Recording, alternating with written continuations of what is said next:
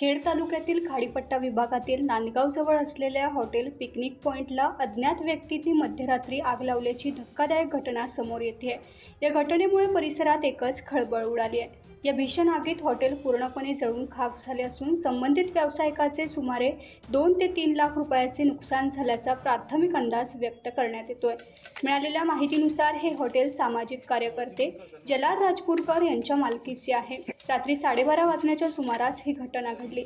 स्थानिक नागरिकांच्या निदर्शनास ही बाब येताच त्यांनी तात्काळ जलाल राजपूरकर यांना फोनद्वारे माहिती दिली। मात्र तोपर्यंत आगीने विकराळ रूप धारण केल्याने हॉटेलमधील सर्व साहित्य जळून खाक झाले होते।